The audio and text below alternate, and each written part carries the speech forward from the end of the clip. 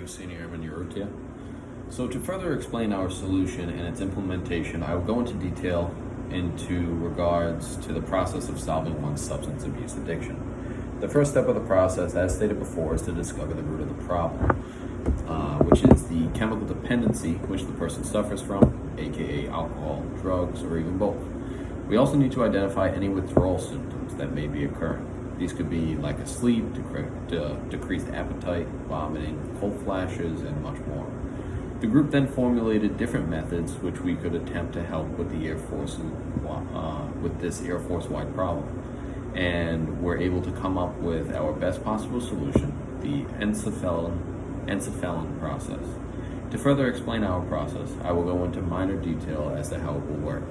First, we have our subject, whether he or she is self-admitted or we found out that he or she is a substance user or abuser through various tests, one being a simple drug test. Next, they must go through a series of tests which will help locate where in the brain that the neurotransmitter dopamine is traveling to, which is providing the user the sense of sensation and admitting that feeling into the memory of their brain, wanting them to continue using it. Next, they will have to go through surgery which will eliminate the memory of the feeling which the user gets from using the substance. This is done by surgically removing the minuscule amount of brain which is storing the memory. The next part of the surgery is implementing a neurochip into the skull, which connects to the brain. This is done by cutting out a piece of the skull to the exact size of the chip.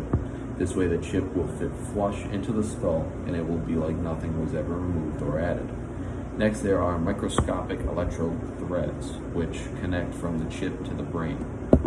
These threads will ultimately block those neurotransmitter dopamines from being able to reach the brain, ultimately eliminating any feeling from the substance. In doing so, there will never be a need or a want to use the substance again because they will not be feeling any effects from it. After this is done, the subject will then have to report for a period of no less than 18 months of monthly drug tests. Within this time, they will also be brought in and will be run through a testing process which ensures the chip is working. This will be done by actually injecting that substance into their body and reviewing the effects via CAT scan or X-ray.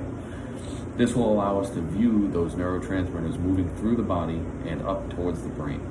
And this will also show us that the chip is doing its job to block them from reaching it.